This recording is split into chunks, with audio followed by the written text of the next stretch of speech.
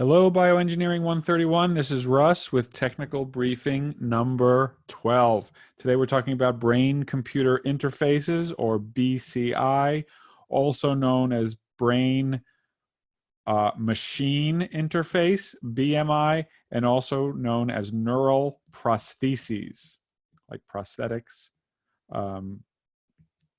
for the neural system. So the first thing to say is that the brain is an electrical organ. What do I mean by that? That because of the cells in the brain, there is electrical activity in the brain, and it can be measured as changes in electrical voltages over space, potential voltages. And for a long time, we've had EEG, electroencephalography, which is on top of the head. Here's a head. There's a head. And on top of the head, let's use some color. Why not? Life is short. On top of the head, we put electrodes on the scalp. So this is on the scalp. And typically for EEG, it's between 4 and 256 electrodes.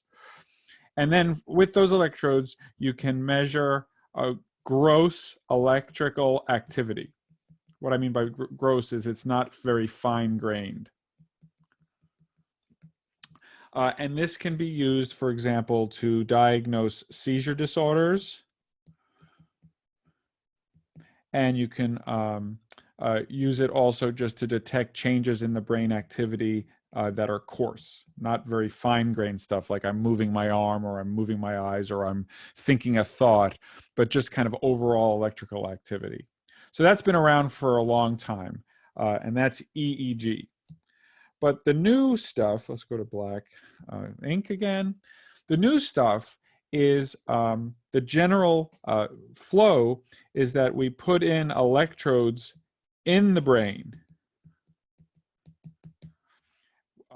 We acquire electrical signals from the brain, and then we use what we call decoding algorithms to try to associate actions or thoughts with specific patterns of electrical activity. So the general idea is that if I have electrodes in my brain and you say, think about roses, and then you say, think about something else, and then you say, think about roses again, if you have the electrodes in the right spot, you'll notice that whenever I think about roses, there's a certain pattern of electrical activity, and you'll know, okay, we know how to tell when Russ is thinking about roses. Or think about moving your right arm. And then I think about moving my right arm outwards towards the camera. And every time I do that, they watch my brain and they say, okay, we can tell when he wants to move his right arm and maybe even the details of that. And so we can decode that. And then, for example, we could send commands, and that's the final step, is what I'll just call performance. And usually it's performance hardware of some kind, where you take the decoded signals and you use them to make a decision about moving an arm. So this could be a prosthetic arm. Sometimes they hook the person up with a computer monitor, and they can move a computer cursor around to spell words. You move the cursor to the I or to the S, and then you think some thought, and that means press or submit. And so you can spell out words even if you're paralyzed. Okay. So that's the overall flow. Electrodes, you acquire signals, you decode them, and then you use that for performance. Now, I should have said that the brain is an electrical organ. I did say that. But it is very mild signals. These are not strong signals.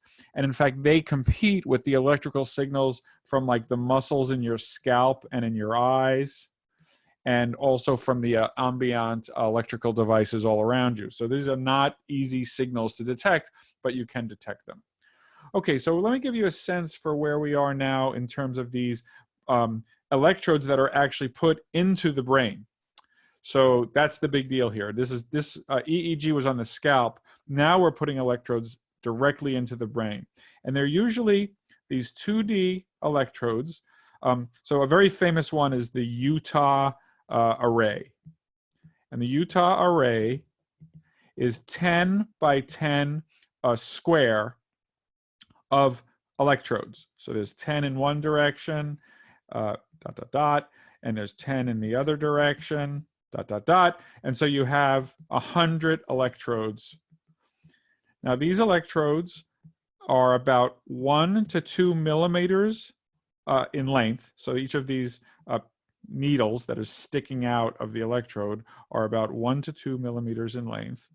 And you actually plop this, and it's done much more carefully, but you open up a window through the skull, and you apply the array, needles down, obviously, needles down. So this is shown they're up, but you want them down into the brain, and they penetrate 1 to 2 millimeters into the cerebral cortex. So now you have in a small area of the brain, you have these 100 electrodes. Now let's look at the tip of one of these. So here's the tip of one of these electrodes, and it is not in a single cell. It is surrounded by hundreds of cells. Those are the cell bodies. But in that region, all of those cells have a little bit of electricity, and you can add them up to get an overall sense. Let me just use a color here. An overall sense of like an electrical field and a voltage between this electrode and another electrode, which might show that there's like a positive to negative voltage in this direction. And you have many such measurements because you have 100 of these electrodes. And so that is what you will be sensing as the person who has this implanted in their head. So let me just be very clear. So here's now a brain. And you know, the brain has squiggles and stuff. And now we're taking this little patch and we're putting it down into the brain. And of course, there's a whole bunch of wires coming out of this. And that's how we're going to make our electrical signals. That's how we're going to acquire our electrical signals. And then we're going to use algorithms to decode these. So right now, these are small devices. These are centimeters by centimeters. So it's not to scale here. It's actually much smaller than that compared to the size of a human brain. It's going to be a few centimeters by a few centimeters at the most, maybe even smaller. Okay, so first of all, there is going to be a scarring reaction. So these only last from about a half a year to 5 years because as the scar tissue forms, it starts to block the electrical signal and eventually you run out. There also can be an immune response. Of course, because it's a foreign body, it is always prone to infection. And if it gets infected, I can tell you as a physician that an infected brain is bad.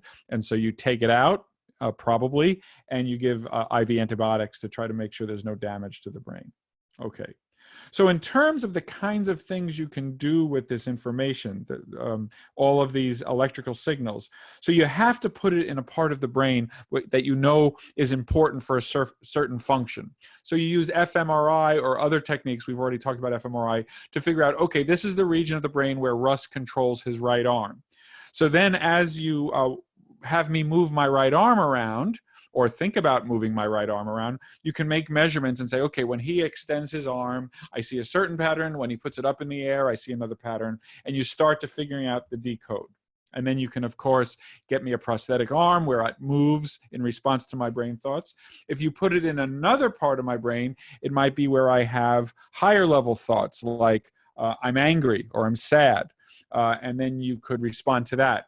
Most of the work done currently has been in motor type activities, like moving arms. And I'm not aware of a ton of stuff where they've done things based on emotion, although I'm sure in mice they've done stuff like this. So that's the general sense of how brain-computer interfaces work now. It's limited by the electrodes. They are not there forever. They can get infected. They can have immune response. It's mostly focused on motor activities. I just want to mention a few other things. So people, of course, are working on getting more electrodes per array. So you could have a finer grain, and also more arrays and bigger arrays, so that you can get a larger part of the brain covered. And they're working on the engineering to reduce scar tissue, reduce the chances of infection, reduce any kind of immune response. Okay. Couple of other things that might come up in the lecture that I just want to mention is DBS, which is deep brain stimulation. Here they put in one or a few wires plus a power source deep in the brain, usually in the bottom part of the brain, and often kind of what's called the midbrain. And this does this is not reading. It's not reading electrical signals. It's actually putting out electrical signals. So it's kind of writing. I'm going to call it writing the electrical signals. And it turns out that if you do this in the right place, it can be used for pain, reducing pain. It can also be used to reduce the symptoms of Parkinson's disease. And there are other applications. Same issues for deep brain stimulation. That wire can get scar around it, can get infected, can get immune response. But you'll hear about deep brain stimulation. And the other thing I want to mention quickly is cochlear implants. So these are basically multi-electrodes, not an array, but in a different 3D multi-electrodes that you put in the inner ear for somebody who is deaf, and you can then send different signals to the different electrodes corresponding to different sounds. So the this is again a write technology. It's not just listening to the inner ear, it's sending electrical impulses into the inner ear. So it writes electrical pulses, and it does different pulses for different sounds, so that with some training, the inner ear can start responding to the cochlear implant to give a rough approximation of what we hear as normal, typical sound. So electrical pulses to stimulate the sound receptors in the inner ear to regain some ability to hear in the normal range of sounds for human hearing. So we'll also might mention these cochlear implants, same issues, scarring, infection, immune. Obviously, they are not high fidelity music, but they often can get people to the point where they can hear speech and understand speech, and it can be a huge difference. Lots of ethical issues in all of this, and that's what we're discussing in the regular ethical modules. I think that's enough on brain-computer interfaces, and that's where we are today. Thanks very much.